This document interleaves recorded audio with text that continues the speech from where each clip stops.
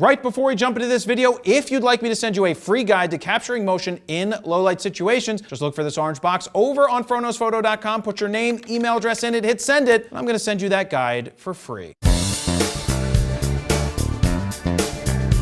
Jared Polin, FroKnowsPhoto.com, and this is a review of the Sigma 60 to 600 millimeter 4.5 to 6.3 DG-DN-OS Sport lens. That's right, Sigma made this lens. They also have an older 60 to 600 millimeter lens, but that was designed more for the DSLRs, and this, Sigma says, is the first 10 times optical zoom designed for mirrorless cameras. Now, before we get into all the specs and the sample images, which we're gonna do in just a second, I took this lens out to the Philadelphia Zoo, like I normally do, because this is a wildlife style lens that people are gonna wanna shoot for birds and animals and safaris, maybe kids running around, maybe news, you never know. So I got some lions, I got some tigers, I didn't photograph the bears, but there were some eagles that were finally out. But I also took it out to the Mummers Day Parade, which is a Philadelphia parade that's been around for almost 200 years, where people get dressed up in costumes, get drunk, and spend all day doing stupid stuff. So like I said, Sigma already had out a 60 to 600 millimeter lens,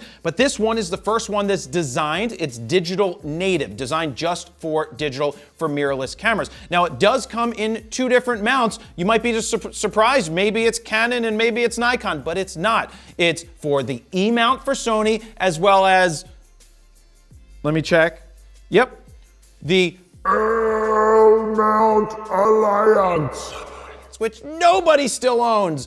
I don't even know why they do it. They do it, but maybe in this year of 2023, we might see Canon and Nikon open up their mount, in which you would see a lens like this coming to those systems. Now let's take a look at the outside of this lens. Now this has the lens hood on already. When the lens hood is not on, this is an 11-inch long lens. That's something to keep in mind, because at the end we're gonna measure it up against we're gonna measure it up against other bigger lenses or smaller lenses. But this is the lens hood that you get. You do not get an actual lens hood, but you get a lens cover like this. It's a 105 millimeter filter thread. Yeah, 105, it's huge. You're most likely not putting filters on the end. Now there is a lock switch over here. So if you put it in your bag or you're walking around and you don't want it to extend, you just go ahead and flick the switch to lock. Now unlocked, let's see, does it creep? It's creeping just a little bit. So there's a little bit of creep, but this is a very tight zoom ring. I found that it is super tight, and I wish you had the option to go looser or tighter, like Canon did with the 100 to 500, and I think Tamron did it with their 150 to 600 as well. But it is a massive throw. What do I mean by massive throw? Look at how much twisting I need to do here. You might as well play some chubby checker, do the twist, because around and round and round and round she goes again, because look how far you have to do that. I bring that up because with the Sony 200 to 600, now you're not getting the 60 to 200 range there, but with the 200 to 600, it's such a short throw that it makes it so much easier to zoom. This I find very difficult to play with the zoom. Now there's two ways you can zoom this. You got the twist and turn or the pull. I'd like to say pull and peel, but it's really just push and pull, which I don't know anybody that actually does this anymore. But as you zoom, you can definitely feel the shifting of the weight of the lens. Now, on the bottom of this lens, you have a built-in Arca Swiss plate, which comes in handy if you're gonna use this lens on a tripod or a monopod that has an Arca Swiss type head on it. Now, I do recommend, because this lens is 5.5 pounds, which by the way is a half a pound lighter than the old 60 to 600, I do recommend that most people are probably gonna wanna be on a monopod or a tripod. When I took it out into the real world, because I have gun number 1 and gun number 2, I actually handheld it, and yes, it got awfully heavy. And it's not because I used the Sony A1, because this thing isn't that heavy unto itself. So I used the A1 to do all the sample images, but this is a beefy, cheesy, heavy lens. Now moving on to the switches, we have 4 different banks of switches, starting with the AF to manual. We've got our focus limiter, which limits the distance that it's going to focus. We've got our OS on, we've got 1 and 2 as well as off. and we also have the custom mode C1, C2, as well as off. Being that I mentioned OS, or optical stabilization, when you're zoomed all the way out to 600, you're gonna get 6 stops of optical stabilization. When you pull all the way back to 60, it's gonna give you 7. So when you're hand holding this in lower light situations, you might not need to have as fast of a shutter speed if you're shooting objects that aren't moving. Now there are 3 customizable buttons here. You've got 1, you've got 2, and you've got a 3rd one right here on the bottom being blocked by the lens collar. But what's great about this lens collar is when you have it unlocked and you shift it, you can hear that click. You hear it lock into place? What that is allowing you that if you're on a monopod or a tripod, you know exactly what vertical is and you know exactly what horizontal is. Nikon doesn't do this. Canon does this, which is just so much better when you're trying to find that plumb balance again. You know that you just click it in and you're there. With the Nikon, you have to eye it up to the line or the dot, and then you go ahead and you lock it back in. So now let's jump into the images. The first thing I went and did at the zoo was I walked around. I went to see if the gorillas were out, and the gorillas were not because it was 45 degrees, which I think was actually pretty nice with the sun, but they were stuck inside. So I went over to Big Cat Nation or Big Cat Falls, whatever they call it, where they had this tiger. Now I'm shooting through a fence at 600 millimeters. This is where that 600 millimeters comes into play. But what's cool is I love that you could see the breath. That's how cold it was. I believe this tiger was waiting for its friend to come out in the other side. I almost said cage, but it is a cage. And they didn't.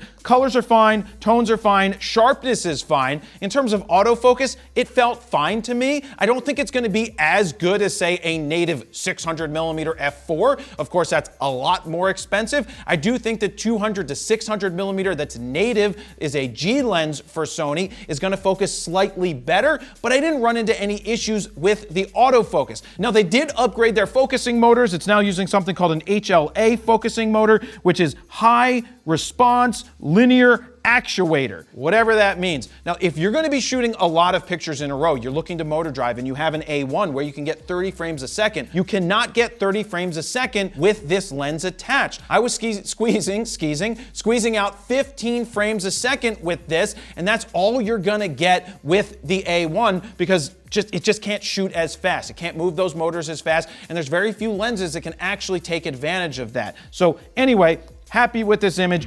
Let me cut in here because I want to show you this photo taken with the Sigma 60 to 600 millimeter lens and edited with all of the presets from FroPak 3. Yep, all of them work on this one image. Fifth Element, we've got Almost Famous, we've got Canadian Tuxedo, Capone, Eckert, Gotham, a bunch of different subsets of Gotham right here, King Contrast, MDMA, Mentos, Mount Airy, November Rain, Prestige Worldwide, Walter White, Winnebago, and Zoolander. But my all-time favorite from FroPak 1 is Skittles. Watch this, one click, and boom. So look, if you're looking to speed up your raw workflow or give yourself a great starting point, or you're tired of other presets from other people just not working, we created 15 custom Lightroom presets that you can check out right now at FroKnowsPhoto.com/FroPak3.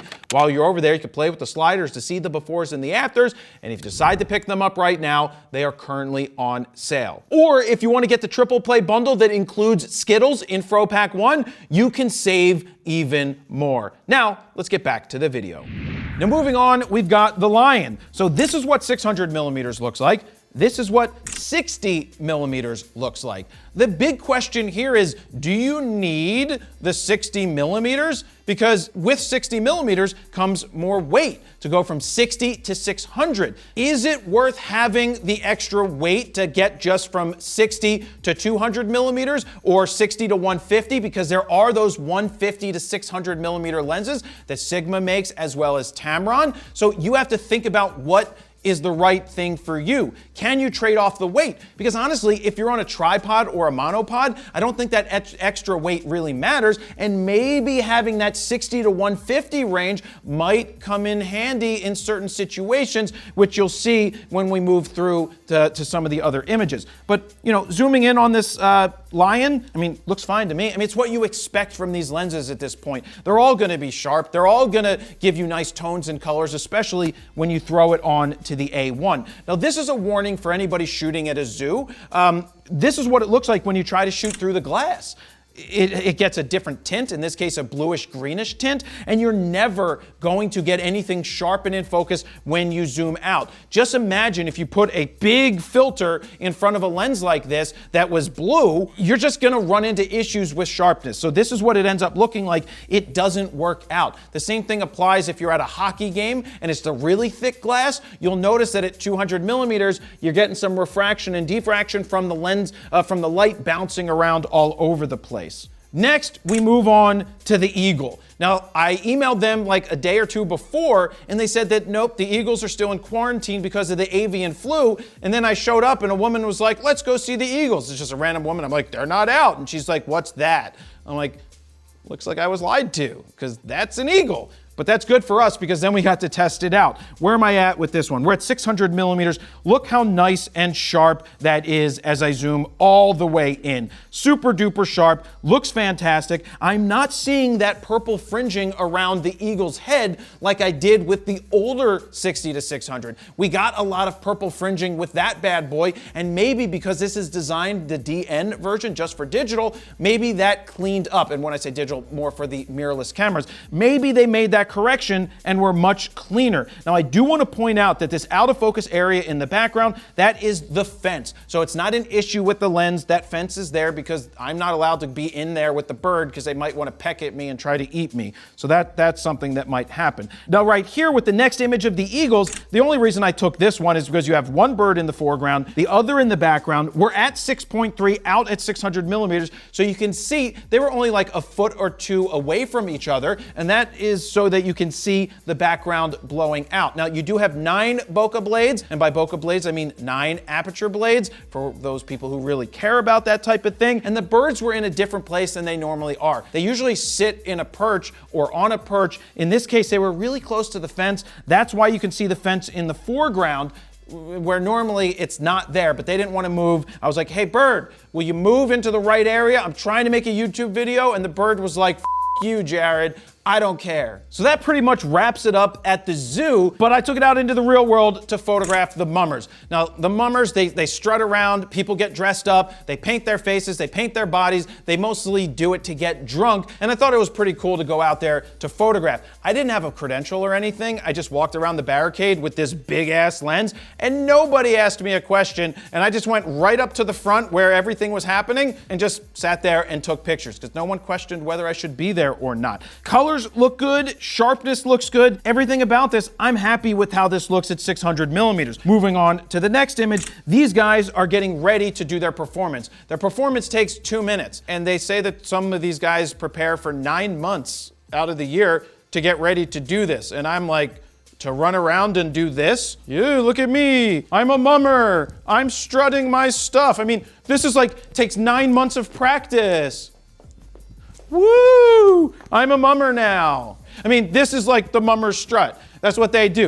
I don't know why they do it, but that's what they do. So anyway, he looks good. I like the way the tones and the colors look. That looks fine to me. Now, moving to the next image. It was difficult to get photos of people close to me. Thankfully, I had the 60 millimeter because this is what I got at 60. If I only had 150 or 200 with the 200 to 600 from Sony, I wouldn't have been able to get an image like this. Anytime I wanted to take a wider shot, it was a lot more difficult, but thankfully having the 60 allowed me to get a couple of good images. As the mummers continued to strut their stuff, I continued to take photos. This time we're at 204 millimeters of this kid who's a young mummer strutting his stuff. Colors look good. He was in the shade, but he looks good. Colors look good. Sharpness looks good. Autofocus was fine. Like I said, it's not gonna blow the world on fire or set the world on fire, which we kind of don't want to do, but it's not the fastest thing, but it's also not slow, and I didn't miss shots that were out of focus because the focus wasn't doing what it needed to do. Let me jump in here real quick and let you know that this video is brought to you by Squarespace. If you're looking to build your very own online portfolio, use what I've been using for well over 10 years now. 10 years! For my personal website because it's simple, easy, affordable, and I still don't need to know any coding. Just drag and drop and you're done. To get your 14-day free trial, head on over to squarespace.com/FroKnowsPhoto. If you decide that it's for you, use the code FroKnowsPhoto at checkout to get 10% off your first order. Now, let's get back to the video. Now, I got tired of shooting the mummers just doing this, so I took a walk to see what I could find, and I ended up finding all of these Harleys, these police Harley bikes just lined up. So I did a quick little photo story with that. We got the black and white one, then we've got a tight shot from the side of all of these bikes just lined up, which is kind of cool when you shoot down it because you can see the fall off at 5.6. This one is at 213 millimeters at 5.6, and now would be a good time to remind you that from 60 to 80, you're at 4.5, from 80 to 140, you're at f5, from 140 to 375, you're at 5.6, and from 375 to 600, you're at 6.3. So remember, it's a variable aperture lens. When you're at 600, you're at 6.3. When you're at 60, you're at 4.5. So if you're gonna go from 600 to 60, keep in mind, you're going from 6.3 to 4.5, and it's about a stop and a quarter, a stop and a third of light that you're gaining because 4.5 is wider than 6.3. So you're gonna have to compensate accordingly with your ISO or shutter speed. I'm still not a fan of shooting in aperture priority or shooting with auto ISO, but that's for you guys to figure out. The next police bike shot, this just gives you a look at what 5.6 looks like all the way down. You can still see things are out of focus. Now I'm gonna nitpick my own photo here, is I did not notice this painted line on the ground in the bottom left. That's something that I should have saw and cut out in the image. Other people would crop it or take it out. I'm not going to do it, but just keep in mind, that's a little bit of a distraction to me with my image. So I moved on from the police bikes before they decided to arrest me, and on Broad Street, you've got City Hall in the background, and all the mummers strut their stuff down all of Broad Street, all the way to 2nd Street, where they get drunk until like 2 in the morning. But getting these guys walking down here with the City Hall in the background is a good opportunity to try shooting some images. You can see the colors here look fine. We're at f5 because right now I'm only at 89 millimeters. Now I thought that I wouldn't want 60 to 150, that range, and I thought maybe a 150 to 600 might be better in a lot of situations, but if I didn't have the ability to have wider than 150, I wouldn't have gotten this photo right here, or I wouldn't have been able to get this next photo of the mummers at 103 millimeters going down Broad Street, or this photo right here at 97 millimeters. So it actually came in handy for me that I got that shot and then wrap it up with a shot like this. This one is at 60 millimeters. Is the background the best in the world? No, I'd prefer to be at 2.8 or 1.4 or 1.2, but this is a mega zoom. So to be able to have that 60 on the wide and 600 on the end for photographing the animals, this could be a good option for those people out there. So who's this lens for? I mean, this is a wildlife type of lens. This could be a sports lens if you have kids that are playing outdoors. It's not an indoor sports lens. It doesn't let in enough light for you to do that. But if your kid plays soccer, your kid plays football, your kid does whatever, cricket or whatever the people play overseas, then this is a good option. But you have to ask yourself, do I want a 60 to 600 or a 150 to 600? So Sigma does have a 150 to 600. Tamron has a 150 to 600. They're roughly a pound less than something like this. And Sony has a 200 to 600, which is all internal. So it doesn't zoom like this at all. When you zoom it out, nothing's happening. It's all inside, and it's basically this height. It's 12 and a half inches, which is similar to this. So right about here, because without the lens hood, you can see that the Sony 200 to 600 is basically the same size as this bad boy, but not extended. When this is fully extended without the lens hood, you're looking at 15 inches of extension there. But the big question is, do you want to spend the extra $500–600? This is a $2,000 lens. If you're shooting birds out in the wild and that's what you want, and you want to have that 60, that's fine. If you don't need the 60 to 150 range, maybe save the $500–600 and put that into some other piece of glass. But if you want the most bang for your buck, you want that 10x, you want to 10x your zoom, then this might be the best option for you. Two more things to talk about. We've got the sniff test and the wind tunnel test. Let's go with the wind tunnel test right here and see how it turns out. Wow, it's like a brick wall, which means it passed the wind tunnel test today. Sniff test? American Bandstand with a side of chubby checker. So good, the twist smells so good. So that's what it smells like. Which would you guys go with? The $2,000 option because you want the 60 to 600, or something a little less expensive that's 150 to 600? All in all, it's a solid lens. Yeah, for $2,000, it's still a lot of money, but you get a lot of bang for your buck for something like this. Thank you very much for watching. Jared Polin, FroKnowsPhoto.com. See ya.